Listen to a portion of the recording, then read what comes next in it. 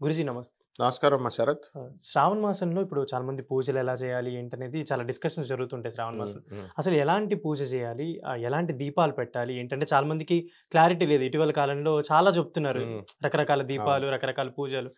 ఎలాంటి పూజలు చేయాలి? ఎలాంటి దీపాలు పెట్టాలో ఒకసారి వివరిస్తారా? ఇప్పుడు 2025కొచ్చేసరికి మనకి పూజల్లో రకాలొచ్చేసినాయి. తర్వాత ఒత్తుల్లో నల్ల ఒత్తులు పెట్టాలని, ఎర్ర ఒత్తులు పెట్టాలని, తర్వాత మనము ఈ యొక్క కొబ్బరి పీచుతో అని జొన్న ఈ యొక్క కాటన్ కాకుండా జొన్న వేరుతో ఇట్లా రకరకాల తామర తోళ్ళతో ఇలా రకరకాలొచ్చేసినాయి. 2 ఎయ్యాలి, ఆ! 3 ఎయ్యాలని కూడా మూడెయ్యాలి. డిస్కషన్ వస్తుంది. 5 ఎయ్యాలని, నవమూలిక తైలాలు వాడాలి. ఇవన్నీ నాగసింధూరం అని, ఇట్లా రకరకాల బొట్లు పెట్టుకోవడం కూడా. సో, ఇవన్నీ కాదు. ఇవన్నీ కూడా మనము జనం క్రియేట్ చేసినటువంటివన్నమాట.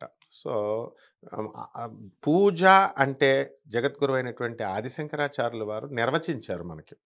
సో, జగద్గురువులే నిర్వచించారు కాబట్టి ఆదిశంకరాచార్యులు వారు చెప్పిన ప్రకారము పసుపు, కుంకాన్ని ఇంపార్టెన్స్ ఇచ్చారు. హ్మ్. ఫస్ట్ దీపారాధన.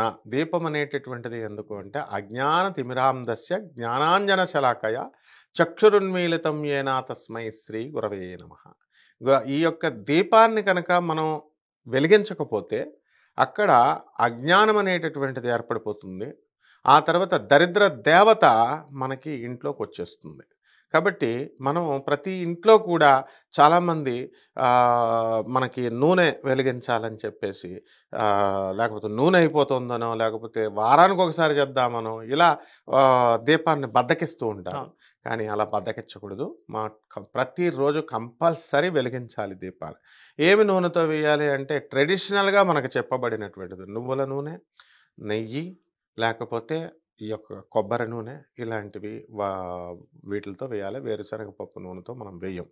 కాబట్టి ఈ వేయడం వల్ల ఏంటంటే ఎక్కడైతే వెలుగుంటుందో అక్కడ దరిద్ర దేవత అదృశ్యమైపోతుంది. అంటే ఇది ప్రతిబింబం అనమాట. ఇది స్థూల శరీరం మన బాడీలో ఇప్పుడు ఈ స్థూల శరీరం ఉంది.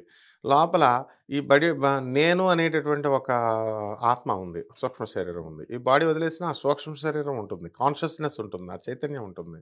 So, we will live forever. అలాగే ఇది ఊరికనే ఒక పైకి ఒక స్కెలిటన్ లాగా మనకు చూపించడం కోసం, ఒక రిజంబ్లెన్స్ కింద చూపించడం కోసం ఇది బాబు ఇదొక సింబాలిక్‌గా చెప్తాం. బాడీ నేనంటే ఒక బాడీ అని. అదేవిధంగా దీపం అనేది ఒక సింబాలిక్ రిప్రజెంటేషన్. యాక్చువల్‌గా మనం ఏం వెలిగించాలి అంటే ఆ దీపం వెలిగించడం వల్ల మనకి జ్ఞానము పెరుగుతుంది.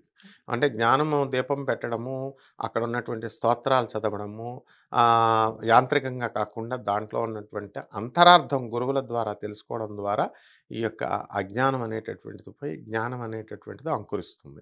ఓం సర్వచైతన్య రూపాం తామాధ్యాం విద్యాం చ ధీమహి బుద్ధిం యో నః ప్రచోదయాత్.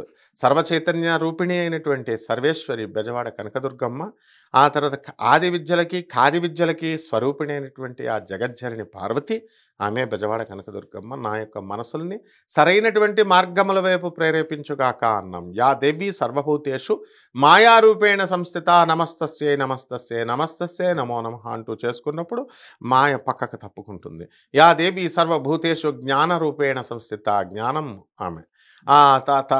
అప్పుడు నమస్తస్యై నమస్తస్యై నమస్తస్యై నమో నమః జ్ఞానం మనకి అంకురిస్తుంది. ప్రసాదిస్తుంది. కాబట్టి ఇక్కడ ఏమిటంటే సత్యం జ్ఞానమనంతం బ్రహ్మ అన్నాడు. అంటే దేవుడంటే ఏంటి డెఫినిషన్ తెలియక చాలామంది దేవుడంటే ఏదో లక్ష్మీదేవి 2 చేతులు, 2 కాళ్ళు, అలా విష్ణుమూర్తి ఒక శంఖం, చక్రం పట్టుకొని వస్తాము ఇట్లా అనుకుంటారు. ఇవన్నీ సింబాలిక్ రిప్రజెంటేషన్స్. అంటే లక్ష్మిని అనుకున్నప్పుడు లక్ష్మీ ఎనర్జీ మనం పూజిస్తున్నాం. ఆటోమేటిక్‌గా మనం కనెక్టివిటీ పెట్టుకున్నప్పుడు ఎవరికి ఫోన్ నెంబర్ కొడితే వాళ్ళు ఎత్తుతారు. ఆ విధంగా లక్ష్మీ కాన్షియస్‌నెస్‌ని మనం ఇన్వోక్ చేసినప్పుడు, ఆమెను జాగృతం చేసినప్పుడు లక్ష్మీదేవి ఆటోమేటిక్‌గా ఆమె కరుణ మన మీద పడుతుంది. ఆ! అలాగే విష్ణువు యొక్క ఎనర్జీని మనం చేసినప్పుడు విష్ణువు యొక్క ఎనర్జీ మన మీద పడుతుంది. కాబట్టి ఇది మెయిన్‌గా తెలుసుకోవాలి.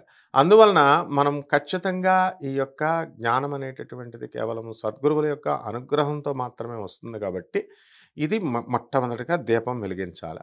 దీపం అనేటటువంటిది శ్రావణ మాసంలో అత్యంత ఇష్టమైనటువంటిది. శ్రీ మహావిష్ణువుకి, మహాలక్ష్మికి, శివుడికి కూడా.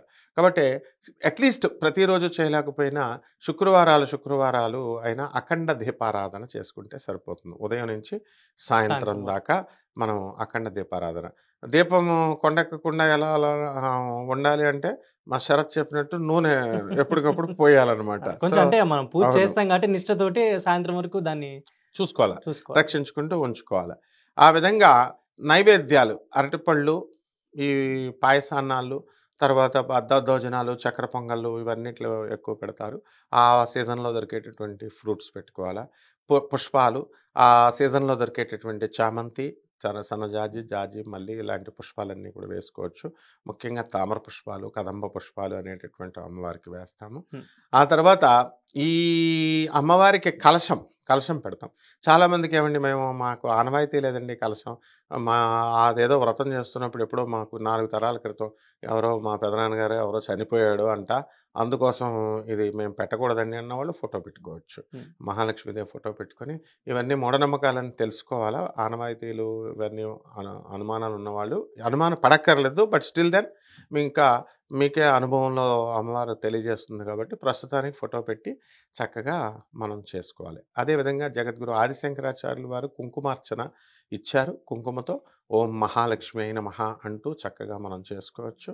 అదేవిధంగా శక్తి స్వరూపిణి అయినటువంటి ఆ యొక్క మహాలక్ష్మి తల్లికి మనం నిమ్మకాయ అనేటటువంటిది వాడం. పార్వతీ సంబంధించినటువంటి పూజల్లో నిమ్మకాయ వాడతాం.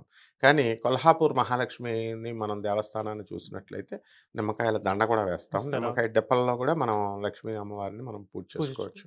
అలాగే కొబ్బరికాయ కొడతాము. కొబ్బరికాయ హారతి ఇస్తాము.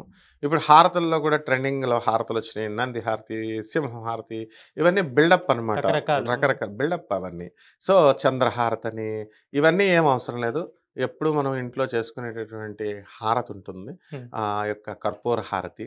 అందువలన ఆ యొక్క కర్పూర బిళ్ళలు వెలిగించి మనం క్యాంఫర్ అవి వేసి అమ్మవారికి అక్కడ కావాల్సిందేంటంటే ultimate surrender and ultimate unconditional surrenderance చేసినప్పుడు సాక్షాత్తు ఆ మహాలక్ష్మీదేవే ఎనర్జీ క్రిందకి దిగి వస్తుందనమాట. మనల్ని ఆశీర్వదిస్తుంది. అందులో డౌట్ లేదు. ధన్యవాదాలు సార్. ధన్యవాదాలమ్మా.